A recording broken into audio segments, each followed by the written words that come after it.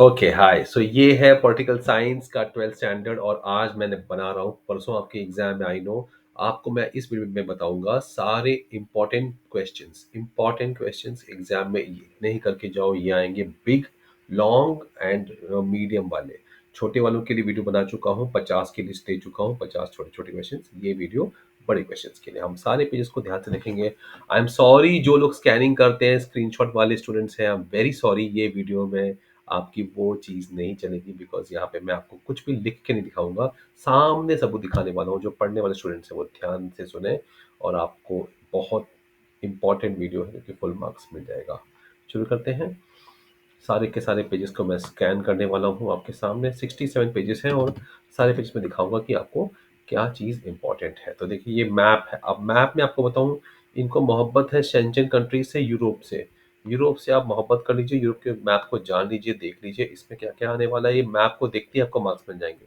अब अगर मैं यूरोप में एक देखूं कि मेन कंट्रीज कौन सी है ठीक है तो यूरोप में अगर आप देखेंगे टेढ़ा दिख रहा है लेकिन फिर भी आप देख लीजिए कि स्पेन फ्रांस जर्मनी आपको एक ही लाइन में दिख रहे हैं राइट दिखाने की कोशिश करूंगा मैं लेकिन ये टर्न नहीं हो पाएगा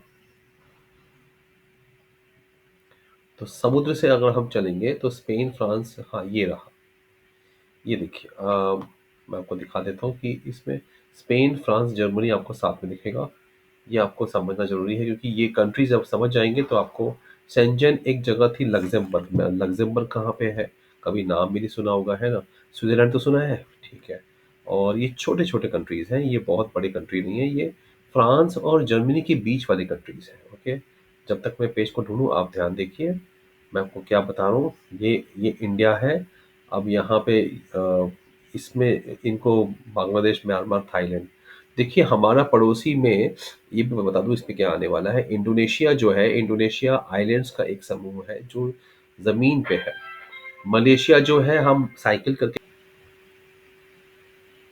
तो अब ये देखो ये है सिलेबस अब इसमें हम चैप्टर वाइज करेंगे और जितने पेजेस हैं हम सब पेज को देख के बताएंगे कि कौन से इंपॉर्टेंट क्वेश्चन है ठीक है मैप आएगा तो मैप भी दिखा दूंगा बिकॉज मैप का क्वेश्चन राम भरोसे होता है तो पहला मैप है ये यूरोप वाला दूसरा है इंडोनेशिया और मलेशिया वाला ये दो रीजन से तो बहुत मोहब्बत है हमारे बोर्ड एग्जामिनर्स को ठीक है हाँ आ गया यूरोप का नहीं ये तो एशिया वाला है एशिया वाले में देखो इंडोनेशिया हमारा हमारा सी का पड़ोसी है इंडोनेशिया सिर्फ आइलैंड्स आइलैंड्स आइलैंड्स है ठीक है मलेशिया में आधा आइल मलेशिया हम साइकिल से जा सकते हैं जी हाँ दोस्तों साइकिल से मुंबई से बांग्लादेश बांग्लादेश से म्यांमार म्यांमार से थाईलैंड क्रॉस करते हुए हम मलेशिया साइकिल जैसा जाते हैं इंडोनेशिया द्वीप है मलेशिया का आधा पार्ट आइलैंड है बिल्कुल लेकिन मलेशिया हम जा सकते हैं तो इंडोनेशिया हमारा पड़ोसी है याद रखना ये इजी पड़ेगा आपको याद रखने के लिए अंडमान निकोबार आइलैंड तो आपको पता ही है चैप्टर 1 ये पेज दिखा रहा हूँ मैं आपको और हर एक पेज में क्या आने वाला है क्या हार्ड है क्या इंपॉर्टेंट है वो दिखाऊंगा तो देखो आप ये कोल्ड वॉर मतलब कोल्ड वॉर तो आपको पता ही है और उसमें मैंने एक निमोनिक बनाया हुआ था उसमें है ना तो वो आपको पता है ना कौन सा वीडियो देखना है पहला वाला वीडियो तो उसमें यूनिपोलर मल्टीपोलर ये वाला चीज़ आपको कि 5 मेजर चीज़ें कौन सी हुई थी ये तो क्वेश्चन आने वाला है फाइन अब इसमें इतने सारे नाम दिए हुए देखो ईस्ट तैमूर कैटोलेनिया मैं नाम बता रहा हूँ वही पढ़ना है आपको एट्रीशिया कैटोलेनिया कैटोलेनिया क्या है ना स्पेन का एक पार्ट है तो वहाँ के लोग कहते हैं कि हमें अलग होना है वैसे इथोपिया जो है वो ऐसे एट्रीशिया अलग हुआ है ठीक है और साउथ सुडान तो ये तीन नाम तो उनको आपको करके ही जाना है बाकी सब करो ना करो और ये आ गया पैरा यूरोप अब इसमें आपको दिखाऊं सिंपल सी कहानी है अगर आपको मैं I tell the map of पूरा स्पेन पूरा यूरोप आप स्पेन से शुरू करो पोर्चुगल बगल में है छोटा छोटा कंट्री है पोर्चुगल स्पेन बड़े बड़े कंट्री है फ्रांस जर्मनी पोलैंड ठीक है और आगे यूक्रेन जहां लड़ाई चल रही है तो एक पट्टा बन जाता है बेलारूस यूक्रेन तो फ्रांस जर्मनी पोलैंड ये मेन थ्री कंट्रीज आज हैं पहले भी थे और टूटते टूटते रहते हैं अब इनके ही हजार टुकड़े होते रहते हैं और जुड़ते रहते हैं ये हो गया ऊपर का बेल्ट अब फ्रांस और जर्मनी के बीच में बेल्जियम लग्जमबर्ग है है ना और दोनों के बीच में स्विट्जरलैंड भी है तो ये जो लग्जमबर्ग है वहां पे ये शेंडेन सेंजेन था ना वो नाम अजीब सा हाँ, वो वहाँ पे है वो गाँव। ठीक है, यूके तो फ्रांस का पड़ोसी है लेकिन वो आइलैंड है। ऊपर नॉर्वे, स्वीडन, फिनलैंड और डेनमार्क छोटा सा कंट्री है, वो तीनों स्कैंडिनेवियन कंट्रीज है। ओके, और नीचे जो है ना इटली, एक बहुत बड़ा समुद्र में नियरली समुद्र, वो पेनिनसुला ही पकड़ लो उसको आप। और बगल में ग्रीस है और एक बगल में पेनिनसुला है ग्रीस। तो दो पेनिनसुला है। ऊपर ऑस्ट्रेलिया, हंगरी, स्लोवाकिया, चेकोस्लोवाकिया था, चेक हो अलग हो गया, स्लोवाकिया अलग हो गया। हाँ, जब हम लोग स्कूल में थे हमने चेकोस्लोवाकिया पढ़ा था, अब आप पढ़ रहे हैं चेक और स्लोवाकिया अलग। ये हर 10 साल में झगड़ा करते रहते हैं और कम ज़्यादा बढ़ते जाते हैं, रोमानिया, हंगेरिया, बल्गेरिया, सर्बिया, तो ये सब ठीक है। तो आपको मेन सवाल पूछना है फ्रांस और हम जर्मनी के बीच में जो तीन कंट्रीज है उन्होंने मिलकर बनाया था शेंगेन, ठीक है, ये चीज़ पूछेंगे। ईरान इराक में वो ज़्यादा चीज़ सवाल नहीं पूछा है उन्होंने आज तक, और पूछने की संभावना भी नहीं है। अब अब हाँ, ये भाई सबको पूछने वाले हैं एंड ऑफ हिस्ट्री, इसको मत भूलना भाई। एंड ऑफ हिस्ट्री इन्होंने लिखा हुआ था कि जब इन्हें वो बोले कि जब सोवियत यूनियन खत्म हो जाएगा तो अब वो लिबरल डेमोक्रेटिक सिस्टम होगा, because Soviet was socialist system था। तो अब डेमोक्रेटिक से भी आने वाली है, ऐसा वो अमेरिकन कमेंटर ने, फुकुयामा ने कहा था। फेंका नहीं उसने कुछ, सच बोल रहा है वो अपने हिसाब से। ओके, और ये जो जोसेफ नाई है इनका इंपॉर्टेंट नहीं है, बिकॉज मैं तो आपको बोल रहा हूँ एंड ऑफ हिस्ट्री इंपॉर्टेंट वो भी है, सब कुछ इंपॉर्टेंट है, लेकिन कोशिश करिए कि एंड ऑफ हिस्ट्री पढ़ के जाएंगे आप।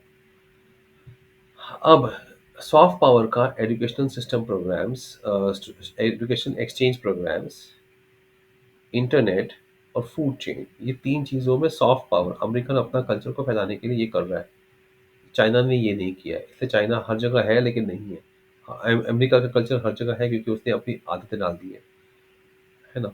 तो आदतें लेके बिगाड़ो तब जाके उस कंट्री पे कब्जा करो, ये उनका तरीका होता है। लिबरल डेमोक्रेसी पूछेंगे, रिप्रेजेंटेटिव डेमोक्रेसी, ये भी एक सवाल आने वाला है। ठीक है, नेक्स्ट। देखिए यहाँ भी एरिस्ट्री आ जाता है ना। और ये सारे नाम मैंने फर्स्ट वीडियो में दिए हुए हैं आपको। ह्यूमैनिटेरियन एड्स नहीं, यहाँ कुछ इंपॉर्टेंट नहीं है। आपको मैं मेन बता रहा हूँ बड़े बड़े टॉपिक्स। टेररिज्म पे आप कुछ लिख सकते हो, इसलिए मैं वो नहीं बता रहा हूँ आपको करने के लिए लास्ट मोमेंट पे। चाइना, चाइना के बारे में कहीं पे भी कुछ भी मिल जाए, वो वन बेल्ट, मैंने बनाया हुआ वीडियो, वन बेल्ट इनिशिएटिव और सी पैक इन्होंने बनाया हुआ है, ये बड़े परेशान करते हैं। और ये एक नया पावर है। और अब यूनिपोलर जो वर्ल्ड है यूएस को, उसको चैलेंज दे रहे हैं ऑन दैट, वो सब चीज़ें हैं। तो मल्टीपोलरिज्म आ गया हुआ है ना। अब इसमें ट्रेड ब्लॉक आने वाला है। यूरोपियन यूनियन, हाँ, यूरो जोन मैंने आपसे बताया है, हमेशा कहा है यूरो जोन, ध्यान दीजिएगा, मैंने बताया था फ्रांस जर्मनी, देखो ये सामने दिख रहा है आपको। फ्रांस जर्मनी के अलावा बेल्जियम, लक्समबर्ग और नीदरलैंड्स, तीनों उनके बीच के कंट्रीज हैं। ये फ्रांस और जर्मनी की ही मिली भगत है दोनों, और बीच में उनको तीन कंट्रीज उन्होंने मिल के बनाया हुआ है ये। तो इनको आपको पढ़ना ज़रूरी है। शेंजन वीज़ा मिलता है, आप कहीं भी बिना पासपोर्ट के जा सकते हैं, है ना। ठीक है, ये क्वेश्चन आएगा आपको। नेक्स्ट, बार बार देखो मैं आपको ये सब बता चुका हूँ, राइट। ब्रेक्सिट छोटी सी बात है, इतना इंपॉर्टेंट। सार्क आएगा, सार्क और बिमसेट में एक आता है, BIMS of Bay of Bengal initiative for multi sectoral technical and economical cooperation, ये अपना इंडियन है। दोनों में से एक को आप मान के चलिए। सार्क, ब्रिक्स और G20 में एक मान के चलिए, तो मैं ब्रिक्स को फोकस करूंगा। अब ब्रिक्स में कुछ लिखना नहीं है आपको, पहले ब्राजील, रशिया, इंडिया, चाइना और साउथ अफ्रीका लिख देना है, और कुछ लिखना नहीं है ना। G20 में डेवलपिंग कंट्रीज, इजी है टॉपिक लेकिन इम्पॉर्टेंट है। हो गया। अब यही चीज आपका इसमें बिग क्वेश्चन में आ जाएगा। ग्लोबलाइजेशन क्या होता है, ये सवाल जरूर जरूर जरूर करना है आपको। इस पेज पे मैं दिखा रहा हूँ आपको, दिखा देखिए मैं आपको पेज नंबर दिखा रहा हूँ ताकि आपको ढूंढने की परेशानी ना हो, क्योंकि लास्ट वीडियो में कुछ दिखाया था तो बोलेगा "अरे, कहाँ है गैट"। गैट मान के चलिए आप। अब मल्टीनेशनल और टी एमएनसी टीएनसी में क्या फर्क है, ये पूछा जाएगा। जी हाँ। पॉलिटिकल इश्यूज पांच ही हैं, वो आपको सब कर लेने हैं, ठीक है।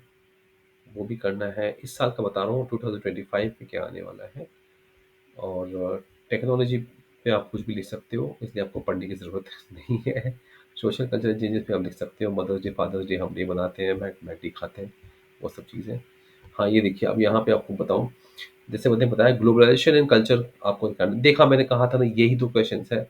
और यकीन मानिए मैंने क्वेश्चन से देखता ही नहीं हूँ, और यही दो क्वेश्चन मेरे हिसाब से इंपॉर्टेंट है, यहाँ भी वही दिख रहा है। नहीं, इस साल इंपॉर्टेंट है, हर साल हो ना हो। एनवायरनमेंट एंड सस्टेनेबिलिटी पे आपको दिखा दूं, बायोडाइवर्सिटी का क्वेश्चन आने वाला है। ओके, ये भी नोट कर लीजिए, आप नोटबुक लेके तैयार है ना। पॉवर्टी एंड डेवलपमेंट, वो ठीक है, लेकिन वो इतना इम्पोर्टेंट नहीं मानता मैं इस साल के लिए। Poverty and development in India को इम्पोर्टेंट मानता हूँ। ये आ गया, उसमें 3 पॉइंट्स है, राइट। कुछ हार्ड लगे तो मुझे ज़रूर बोल देना। ये जो सारे योजनाएं हैं ना, योजनाओं को तो आपको वो मैंने लिस्ट में डाल दिया हुआ है, 47 चीज़ें ही हैं आपके बुक में, वो करना है। बड़े आंसर्स पे नहीं आएंगे। पॉवर्टी एंड विमेन का एक टॉपिक है, लेकिन आपको status of women in India ये करके जाना है।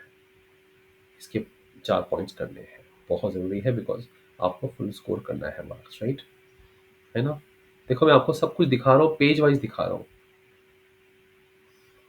अब आपको ये condition of women in India बहुत ज़रूरी है। कंटेम्प्रेरी इंडिया में तो बहुत ही आसान है, मैं आपको दिखा दूँ 3 पॉइंट्स। एक है role of state in industrial integration. What is a state आएगा, करना ही करना है, कहीं ना कहीं वो घुसा देते हैं, पूछ लेते हैं हर साल। मेल्टिंग पॉइंट वो पूछेंगे पूछेंगे।